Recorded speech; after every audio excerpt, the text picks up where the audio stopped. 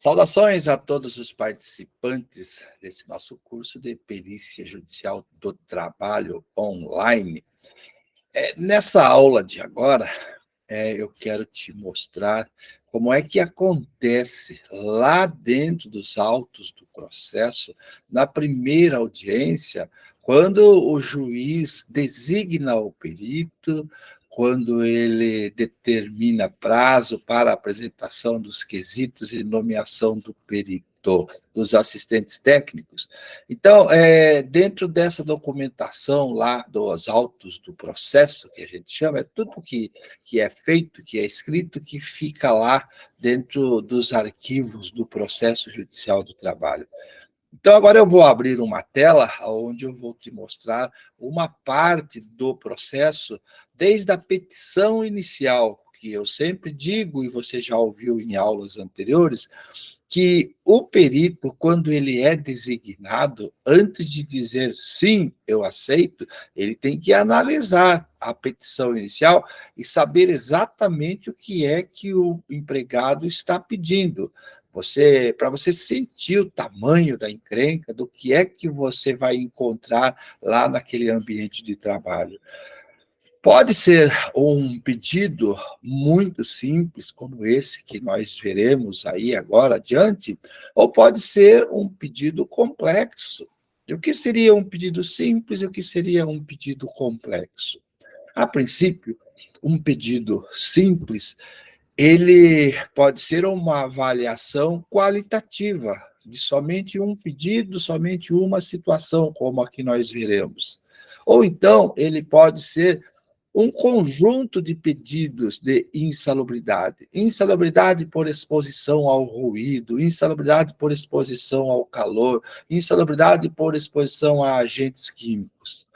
O advogado, ele pode fazer um pedido de uma só exposição, ou ele pode fazer um pedido genérico, dizendo mais ou menos assim: o reclamante trabalhava exposto a condições de insalubridade, trabalhava exposto ao ruído acima, ele cita lá tantos decibel, trabalhava exposto ao calor acima do limite de tolerância, trabalhava exposto a agentes químicos. Então, quando você lê uma complexidade dessa lá na petição inicial, você tem que se preparar, porque você vai ter que ir na diligência pericial até o local de trabalho, vai ter que fazer dosimetria de ruído, vai ter que fazer cálculo de BUTG, dependendo do agente químico, você vai ter que fazer coleta, amostragem do agente químico para enviar para o laboratório. Pode ser que tenha exposição à poeira. De fato que a tua perícia pode ser bastante complexa ou bastante simples. Nesse nosso exemplo aqui que eu vou te mostrar, é uma situação bem simples. Eu vou compartilhar agora aqui a tela com vocês, para que vocês vejam exatamente o que é um processo, o que é a petição inicial. Muito bem. Agora vocês estão vendo aí na tela, deixa eu só confirmar aqui. Exatamente, vocês estão vendo isso aí, o início do processo com a petição inicial. E como é que nós vamos trabalhar nisso aqui agora? Deixa eu ver aqui. Olha só, então começa lá, excelentíssimo senhor doutor, juiz do trabalho, da vara do trabalho, tal, fulano de tal, que é o reclamante, o empregado brasileiro, tal, traz aqui a qualificação dele, mecânico, automotivo, vem propor a reclamação trabalhista em face da empresa Alfa. E aí, aqui na petição inicial, o advogado pode pedir, além da insalubridade, outros pedidos, como hora extra, férias, 13º ou não pagamento, fundo de garantia, todos os pedidos que ele entender necessário dentro do direito do trabalho.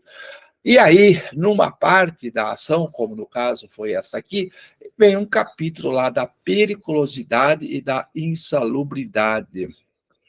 Começa o advogado contando: o reclamante, como já informado anteriormente, trabalhou para a reclamada como mecânico automotivo, manuseando diariamente, frequentemente e constantemente com vários produtos.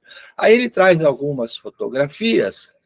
Isso aqui são peças, né, automotivas, filtro de óleo, alguma coisa assim, e vai juntando aqui peças mecânicas, ou uma foto de um piso totalmente sujo, e aí continua, sendo certo que trabalhava em condições insalubres, sendo que não usava EPIs capazes de neutralizar os agentes químicos nocivos à saúde. Assim como o reclamante não recebia EPI que pudesse neutralizar os fatores de risco de individualidade coletiva, faz jus ao devido adicional no percentual máximo de 40%. O advogado já chega chutando o máximo ali, e para ver o que é que acontece. Na sequência, lá na petição inicial, o advogado traz uma série de jurisprudência, de decisões de outros tribunais para convencer o juiz, né? Aqui, adicional de insalubridade mecânico, grau máximo, e aqui traz o texto dessa jurisprudência, dessa decisão judicial de outra ação trabalhista. Adicional de insalubridade mecânico, mais uma aqui. E vai trazendo. Eu acho, como advogado, eu digo que isso aqui é desnecessário, porque o juiz não vai perder tempo lendo isso aqui, e o juiz sabe que o que vai decidir se tem ou não tem o direito, se existe ou não a condição de insalubridade, é a perícia. E aí continua aqui dizendo que o empregado, o reclamante, possuía contato de forma permanente com produtos químicos e inflamáveis, deveria receber insalubridade, nunca recebeu periculosidade, portanto faz jus em seu grau máximo. Então ele mistura insalubridade com periculosidade e vai contando a história, aqui, da necessidade de prova pericial. Diante do pedido referente ao adicional de periculosidade e insalubridade, faz-se necessária a designação de perícia ambiental. E vai continuando. Muito bem. Agora aqui, eu vou te mostrar a ata daquela primeira reunião que nós já comentamos em aula anterior. As partes, advogado da empresa e o representante da empresa, que nós chamamos de preposto, mais o empregado e o seu advogado comparecem nessa audiência, que é uma audiência inicial, aqui a audiência inicial. Termo de audiência inicial e mediação. Significa que é a primeira audiência e o juiz vai tentar o acordo. Aqui relata, essa ata é um documento escrito que fica registrada, fica lá no processo, faz parte de todo o processo, né? Continua aqui, presente a parte reclamante, presente com o seu advogado, e aqui, ó, conciliação rejeitada, ou seja, não houve acordo. Se não houve acordo, vamos levar adiante. E aqui o juiz continua. Defesa com documentos na forma do PJE, que é o Sistema Eletrônico da Justiça, concede-se ao reclamante o prazo até o dia 20 para manifestação sobre os documentos que a empresa juntou na defesa. Agora, que interessante, ó. Considerando o pedido de adicional de insalubridade, diz a juíza, a saída legal determina a realização da perícia técnica. E já, na sequência, nomeia o perito engenheiro fulano de tal Ferreira para a realização do trabalho técnico. Continua. No prazo da réplica, se ainda não o fizeram, as partes poderão apresentar quesitos e indicar assistentes técnicos. Aqui, normalmente, o juiz dá um prazo, diz assim, as partes têm o prazo de 10 dias, de 5 dias, de 15 dias para apresentar os quesitos e indicar aos assistentes técnicos. Aqui a juíza, tecnicamente, ela complicou, no prazo de réplica, significa que a parte reclamante, como apareceu aqui, ó, concede-se ao reclamante o prazo até o dia 20/11 para manifestação sobre a defesa e documentos que a empresa juntou lá na defesa, né? Sob pena de preclusão. Significa que se não cumprir até o dia 20/11, perde o direito. Então, aqui, ó, no prazo da réplica, este prazo até 20/11, as partes poderão apresentar quesitos e indicar assistente técnico. Aqui é interessante mais esse detalhe, que isso aqui em São Paulo é comum, todos os juízes fazem isso. Já o juiz aqui define a data da perícia. Atentem as partes, ou seja, preste atenção que a perícia será realizada na sede da empresa reclamada, na cidade de Rio Claro, localizado tal, no dia 21/11/2023, às 11 horas. Eu acho errado a juíza marcar essa data e já o horário. Por quê? Ela não quer nem saber se o perito tem ou não tem essa data disponível, se tem esse tempo. Na maioria dos estados, o juiz intima o perito e o perito define o dia e a data e o horário das diligências periciais. E aí o perito informa a vara do trabalho, e a vara do trabalho intima os advogados e informa: olha, o perito marcou a perícia para o dia tal, tal hora. Aí ela continua: caso haja alteração de data, horário ou local da perícia, o perito do juízo deverá informar as partes inequivocadamente por e-mail ou qualquer outra comunicação eletrônica com confirmação de recebimento. Ou seja, se o perito não pode naquele dia, tem que comunicar às partes. Acaba o perito decidindo a data, né? Aqui é interessante, isso aqui é muito interessante, isso aqui, ó.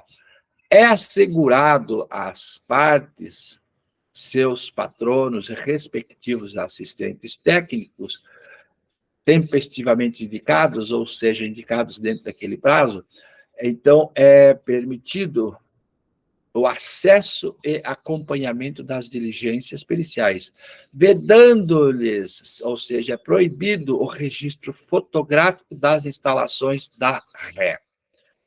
Isso é para as partes. A parte da empresa, né, qual é o problema dela fotografar? Aqui é mais direcionado para o assistente técnico e o advogado do empregado. Embora nós veremos em aulas anteriores que o artigo 473, no seu parágrafo, diz assim que perito e assistentes técnicos poderão utilizar de todos os meios na diligência pericial. Mas isso a gente vai ver adiante. As partes terão o prazo preclusivo de 5 dias para nova notificação após a realização da perícia para justificar a eventual ausência da perícia. Ou seja, assim, olha, no dia da perícia, se alguém não puder comparecer, tem o prazo de 5 dias para justificar. Aqui mais um ponto interessante, olha. A reclamada deverá apresentar o PPRA e o LTCAT. Muito bem, então vocês estão entendendo o passo a passo que o perito deve ficar atento, deve conhecer e saber como é que funciona esse esquema dentro do processo do trabalho. Voltando lá. Agora, aqui tem uma coisa muito interessante também. Só um minuto aqui, vamos ver aqui, estão me chamando lá dentro, lá, continuar na chamada, ok, vamos voltar aqui. Olha só, interessante isso aqui. Ó. Olha, isso aqui não é comum de acontecer isso aqui. Ó. A juíza aqui disse assim, ó, este juízo solicita, olha a palavrinha, solicita, pede, não está mandando, ela está pedindo que a reclamada, a empresa, efetue o depósito da importância de R$ 700 a título de honorários periciais prévios, ou seja, uma antecipação dos honorários periciais, que deverá ser depositado na conta do senhor perito, dá o banco, dá o número da conta. E aí aqui, ó, saliento, disse a juíza, interessante isso aqui, ó, saliento que se trata de mera solicitação. a título de colaboração com os trabalhos periciais. E caso não atendida, caso a empresa não deposite aqueles R$ 700, obviamente não trará nenhuma consequência para a empresa reclamada. Por que isso? Ela está pedindo e não está mandando, não está determinando. Porque a empresa não é obrigada a produzir prova contra si mesma. O ônus da prova é do empregado, é ele que tem que comprovar a existência da insalubridade, é ele, o empregado, que tem que bancar todas as despesas. A Justiça do Trabalho já oferece, nesses casos, o perito para realizar a perícia, sem nenhum custo para o empregado. E quando se trata de uma ação como essa, simples, envolvendo somente um pedido de avaliação qualitativa, o perito não vai ter nenhuma despesa com equipamentos, com coleta de agentes, é uma perícia muito simples. Então, fica fácil aí, né? Se a empresa não depositar esses R$ 700, o perito tem condições de fazer tranquilamente as suas diligências periciais. O problema é quando nós temos aqui vibração, por exemplo, que o equipamento é caríssimo, se o perito não tem, tem que alugar. Quem é que vai pagar isso? O perito não vai pagar do próprio bolso. Quando tem que fazer coleta de amostras de agentes químicos, daqueles agentes lá do anexo 11, da NR15, como é que o perito vai bancar do seu bolso, principalmente os custos de laboratório? Então, se o empregado não paga, se a empresa não paga, o perito não faz, no caso de agentes químicos do anexo 11. E aí a perícia fica prejudicada. Tem uma situação, isso nós veremos lá adiante, em que a empresa se torna obrigada a pagar o perito. Veremos isso numa aula lá adiante. Então, continua aqui, o parecer dos assistentes técnicos deverá ser apresentado na forma do parágrafo único do artigo 3º da Lei 5584 de 70, por aplicação subsidiária. Veremos isso em aula apartada. As partes pretendem discutir as seguintes matérias objetos em audiência: reconhecimento do vínculo anterior ao registro e remuneração extrafolha. São pedidos diferentes aqui da insalubridade que não temos nada a ver. E aqui continua o processo com algumas anotações, e aqui vejam vocês, a Justiça do Trabalho está intimando, o destinatário aqui é o perito. Fica Vossa Senhora intimado para tomar ciência que foi designado como perito neste processo, com perícia agendada. Seu perito, o senhor está sendo intimado em que foi designado para ser perito nesse processo e já está marcado aqui que a perícia será realizada dia 21 às 11 horas, devendo entregar o laudo pericial até o dia 22/1. Então, tem prazo aí de 2 meses para entregar a perícia, né? E aí, aqui, nós temos aqui as partes indicando o assistente técnico dentro daquele prazo e apresentando os seus quesitos. Muito bem. Então, aqui nós vimos, dentro do processo, a petição inicial, que eu já disse que o perito tem que analisar antes de aceitar, e nós vimos lá na ata da primeira audiência como as coisas acontecem, como o perito é indicado, como o perito recebe a intimação, a designação já da data da perícia e do horário. Muito bem, chegamos então ao final dessa aula, em que você entendeu, eu te expliquei pelo menos um pouco da situação de como acontece lá dentro do processo do trabalho, a petição inicial e a designação do perito. Espero que você tenha gostado e, sobretudo, que você tenha entendido. Nos vemos na próxima aula. Um abraço a todos, tchau, tchau.